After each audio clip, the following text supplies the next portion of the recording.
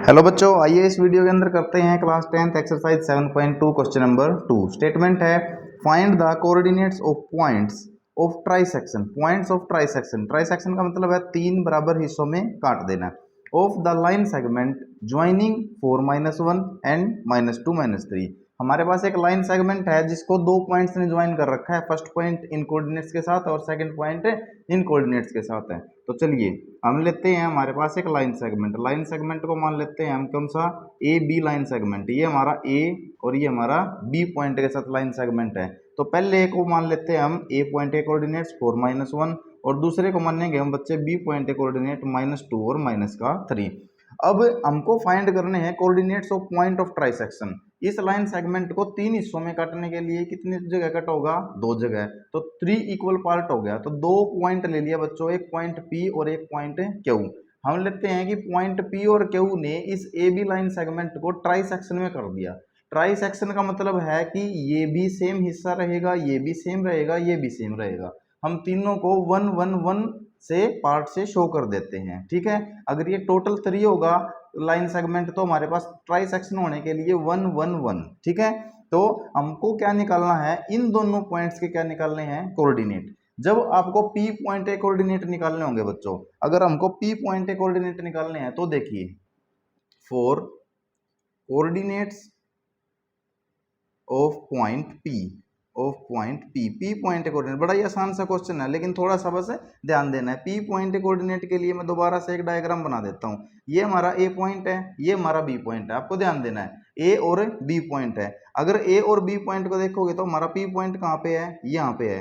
और यहाँ पर हमारा 4-1 के साथ ए पॉइंट है, -2 और -3 के साथ बी पॉइंट है। तो P पॉइंट से इधर कितना पार्ट है बच्चों, P पॉइंट से इधर कितना पार्ट है, 1 पार्ट। और P पॉइंट से उधर उधर कितना पार्ट है, 1 और 1 कितना हो गया, 2 पार्ट। देखो ये मैंने अलग से निकाल के दिखा दिया।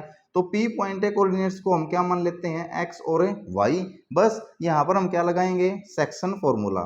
तो सेक्शन फॉर्मूला क्या होता है, सेक्शन फॉर्मूला x और y पॉइंट के कोऑर्डिनेट निकालने के लिए होता है। तो x पॉइंट के लिए होगा हमारे पास m1x2 प्लस में m2x1 अपॉन में m1 प्लस में m2। ये हमारे पास x पॉइंट के कोऑर्डिनेट निकालने के लिए सेक्शन फॉर्मूला। बस तो फर्स्ट पॉइंट के कोऑर्डिनेट्स को हम x1 y1 लेते हैं, सेकंड पॉइंट के कोऑर्डिनेट को हम x2 y2 ले लेते हैं। तो बस वैल्यू पुट करनी है। तो रेशियो क्या हो चुका है, पी पॉइंट ने ए बी लाइन सेगमेंट को किस रेशियो में काटा है, 1:2 में। तो जो पहली वैल्यू है हमारे लिए किसकी वैल्यू होगी, वो m1 की। तो m1 की वैल्यू कितनी है बच्चों, 1।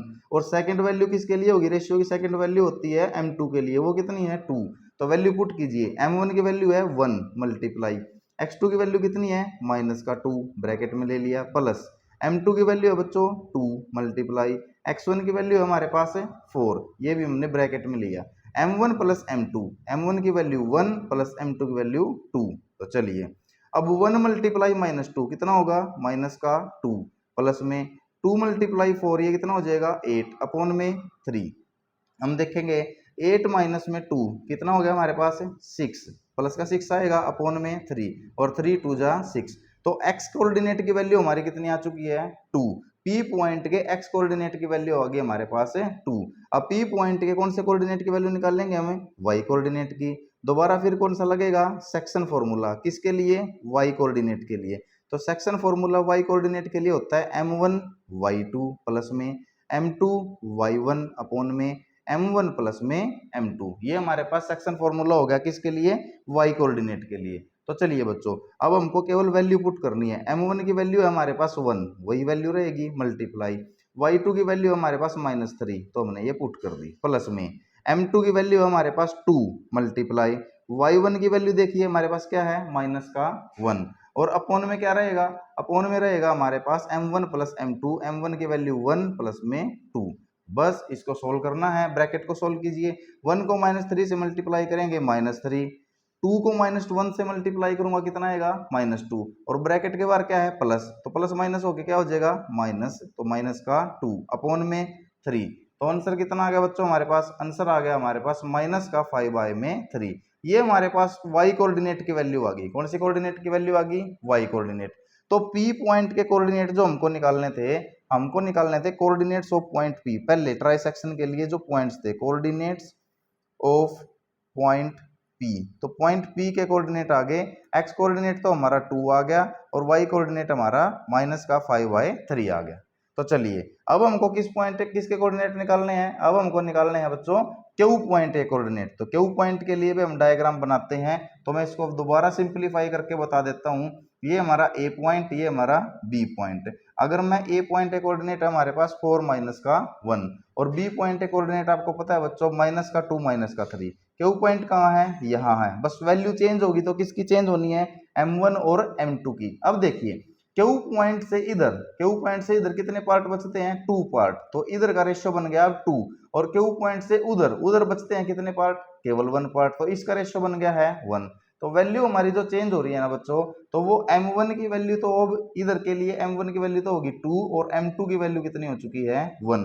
तो Q पॉइंट के कोऑर्डिनेट्स भी हमने क्या मान लिए, XY। तो Q क्या x कोऑर्डिनेट, सेक्शन फॉर्मूले से वही काम।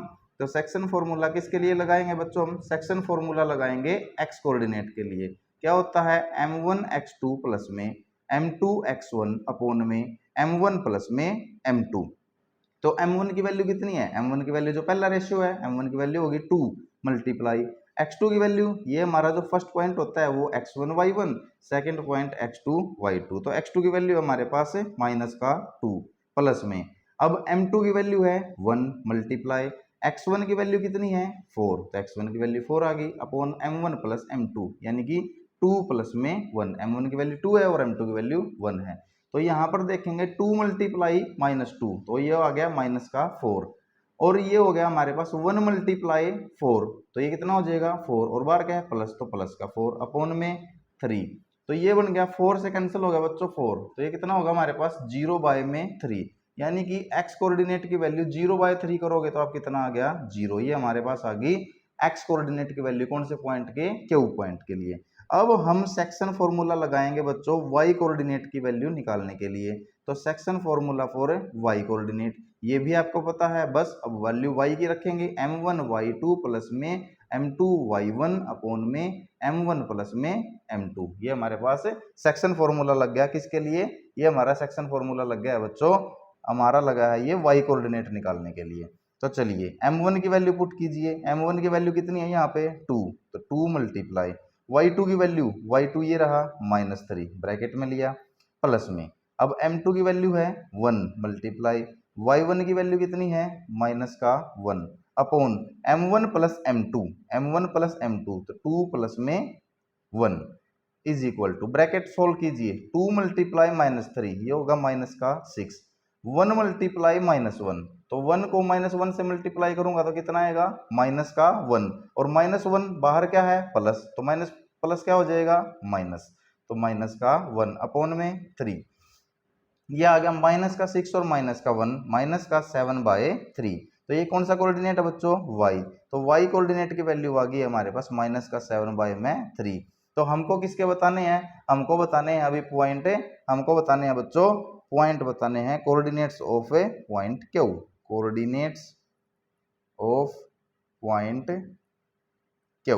तो Q पॉइंट के कोऑर्डिनेट, x कोऑर्डिनेट तो इसका 0 है और y कोऑर्डिनेट आ गया माइनस का 7 बाय 3। तो हमने P पॉइंट के भी कोऑर्डिनेट निकाल दिए और Q पॉइंट के भी कोऑर्डिनेट निकाल दिए, क्योंकि पॉइंट P और Q ने ही, जो मैंने आपको बताया था, P और Q ने ही इस लाइन सेगमेंट को ट्राई सेक्शन किया था और ट्राई सेक्शन मींस 3 इक्वल हिस्सों में काट दिया था और उन्हीं पॉइंट्स के कोऑर्डिनेट्स हमको क्या करने थे, फाइंड आउट करने थे। तो ये पूरा क्वेश्चन है एक्सरसाइज 7.2 क्वेश्चन नंबर 2 कंप्लीट हो गया। अगर अब भी कोई डाउट है तो आप लोग कमेंट बॉक्स के अंदर कमेंट कीजिए, अदरवाइज चैनल को लाइक शेयर एंड सब्सक्राइब तो जम के कीजिए बच्चों। Thank you so much.